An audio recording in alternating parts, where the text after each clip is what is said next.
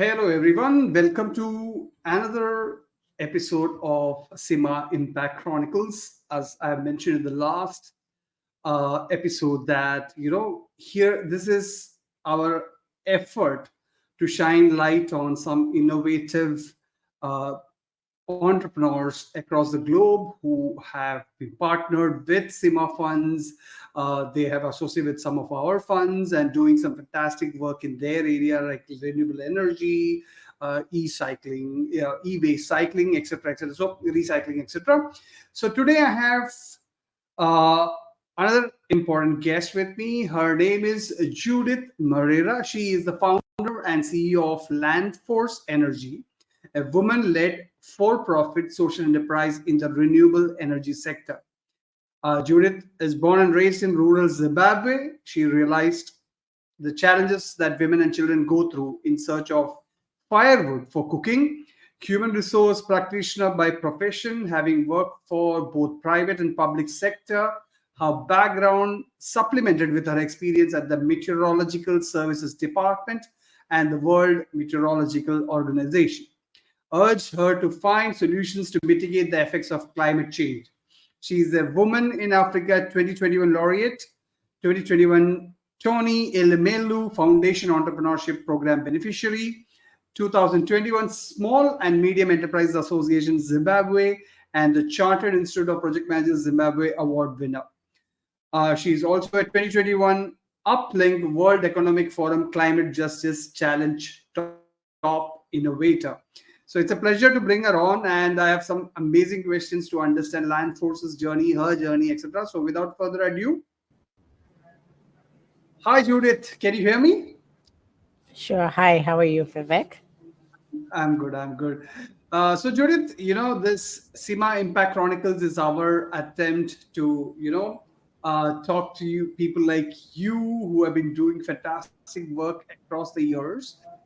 And we are trying to tell your story and how SIMA has been able to help you a little bit in whichever way possible. So, we want to, understand that. So, if you're ready, we can start off. I have a series of questions ready for you. Thank you. So can we start? Sure. All right. Judith, my first question is about your founding story of Lanforce Energy. So, if you can share the founding story of Lanforce Energy and the vision behind the company's establishment. Thank you so much. As you have already reiterated, I was born and raised in rural Zimbabwe, and I realized the challenges that women and children go through in search of firewood for energy purposes. Sometimes it was so difficult to walk miles and miles in search of firewood, and with the further depleting of the forest, it now becomes very difficult for most women and children, especially those in rural areas, to find alternatives to sources of energy to cook, whereby they end up relying on cow dung or crop residue. But this is very detrimental to their health.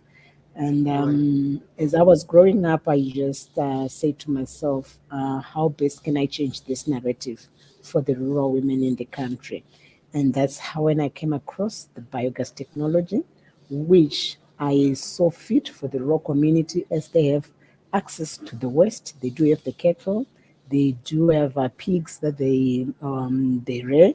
So I realized that it was not going to be something very difficult for them to have something that is sustainable and something that is Right. cheap to provide them with clean and affordable energy. Right. Right. Fantastic. Fantastic. So, my next question is about how Landforce Energy has evolved and grown since its inception, and any milestones or achievements you are super proud of along the way. Indeed, this technology was something that was not new on the market, but people were a bit very skeptical about adopting the technology. So, what we had to do is to find out the reasons why they were trying to avoid the technology at all costs. We realized that some systems have been done in Zimbabwe, but due to poor maintenance, these plants failed.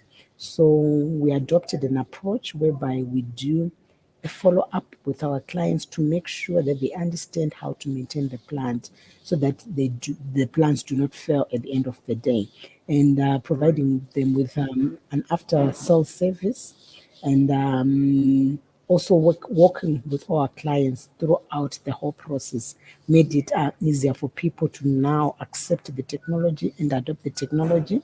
Since our inception in 2018, that's when we started our operations, though the company was formed in 2010. So since then, I can say there's been a tremendous increase in the demand for the technology following our business model, whereby we provide them the solution on credit.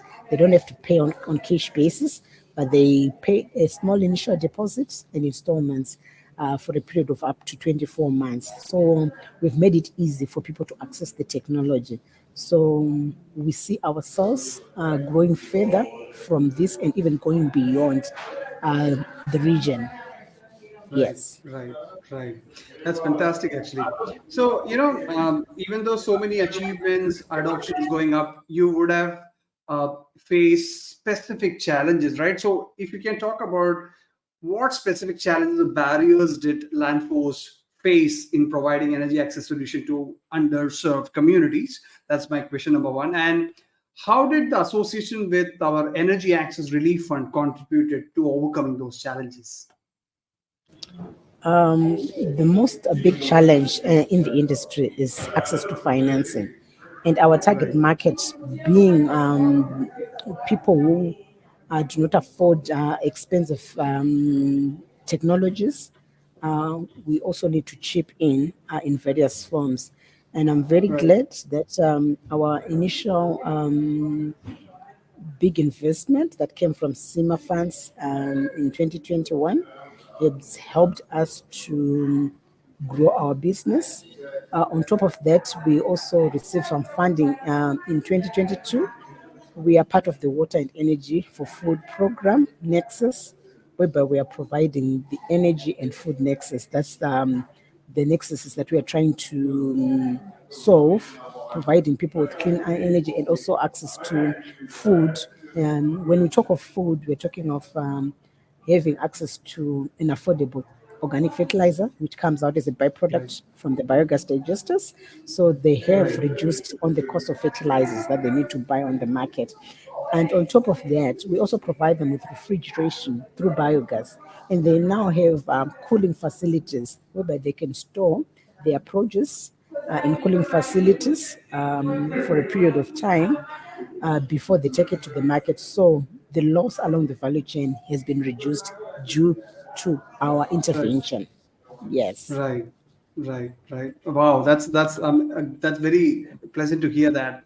Right. So, could you highlight some of the key projects or initiatives that Landforce Energy has undertaken with the support of obviously the Energy Access Relief Fund, and what kind of measurable impact have they had on the target communities?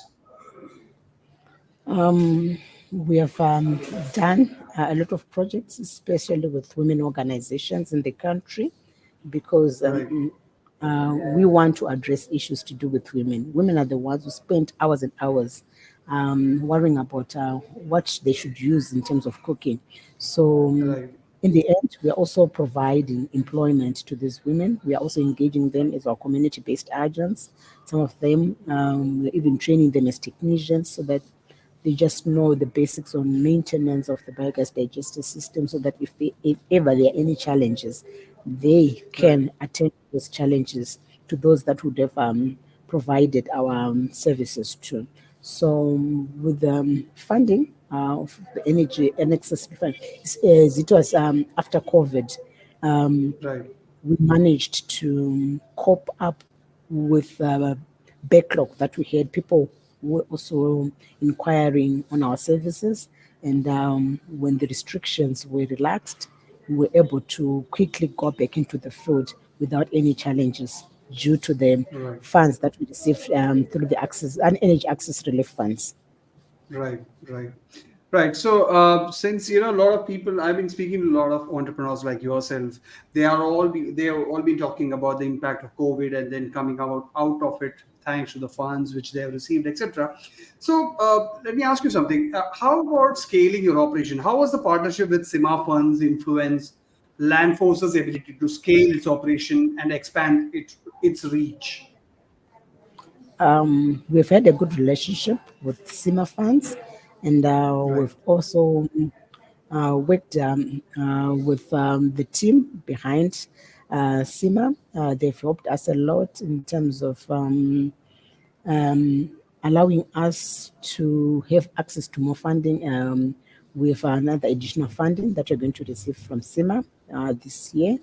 And through working with SIMA, we've also managed to apply for other funding rounds using Right. the resources at SIMA, and they've been so helpful. They have been so helpful, and we are very grateful of the relationship Right. that we have with SIMA. Yes. Right, right, right. So I needed to ask quantifiable question. So if you don't have the data ready, that's okay. But let me try at it. So if you can you quantify the number of households or communities that have gained access to clean energy as a direct results of the investments from the Earth or Energy Access Relief Fund? What I can say is we've Right, impacted, cumulatively, we've impacted more than 2,500 households to date. right. Right, right. Yeah, that's what I want to know. All right. So let's talk about, every company was going through a tough time during COVID. So how do you think the financial support from the Energy Access Relief Fund has positively affected Landforce's financial stability and long-term sustainability? In terms of making a profit, I can say yes, we are profitable at the moment, and this is due to the additional working capital that we received from SIMA funds.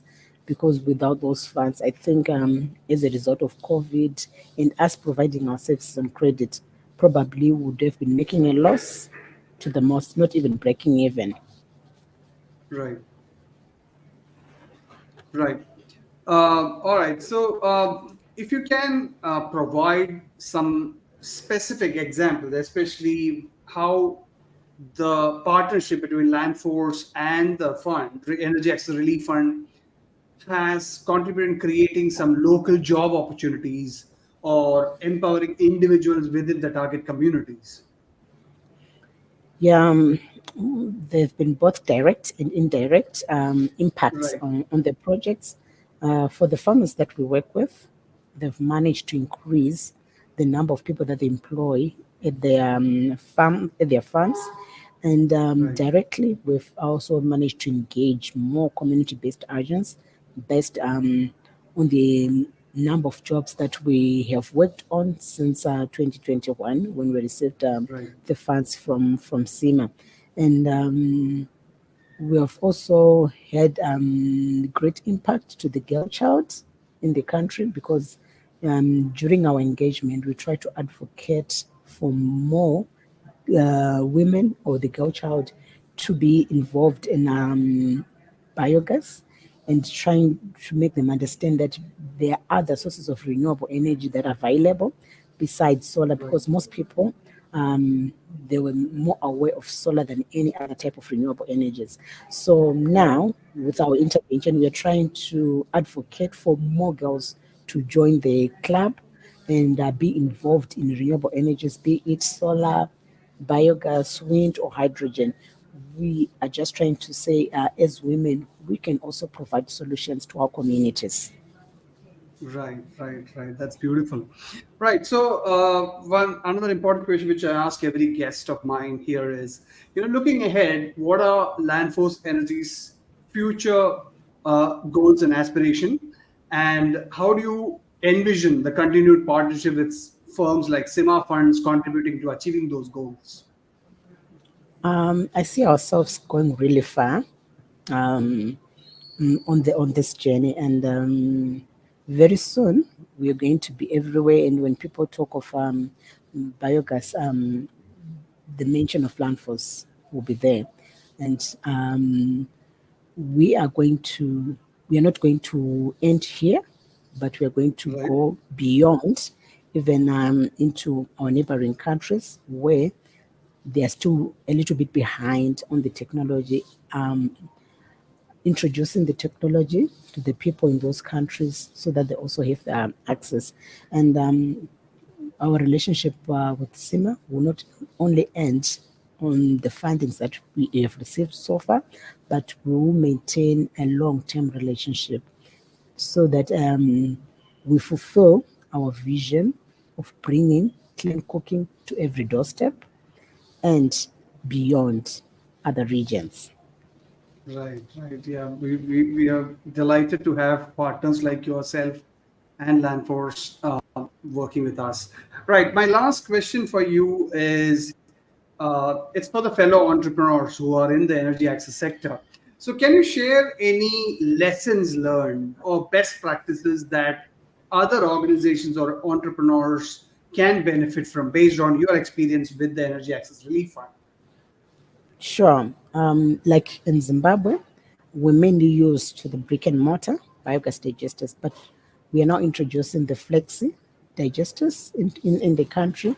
And this has also opened eyes for other providers of biogas to say this type of systems or this type of technology also works in Zimbabwe, because people, they just thought that probably in Zimbabwe other types of technologies do not work, but the flexi digesters, they are also good and they are also doing well in our country, and we've Right. already introduced them on the market. We're working with Sistema Bio.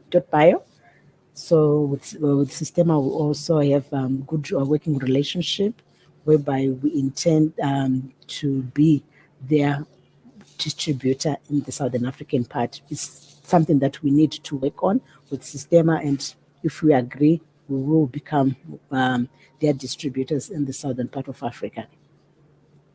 Right, right, right. All right. So, as I, asked, do you have any words of wisdom for fellow entrepreneurs in the same area of energy access? Sure. It's not an easy journey that one can work on, but there's need for resilience, because you obviously face many challenges, especially if you're a Right, woman. There's discrimination that takes place if you're a woman.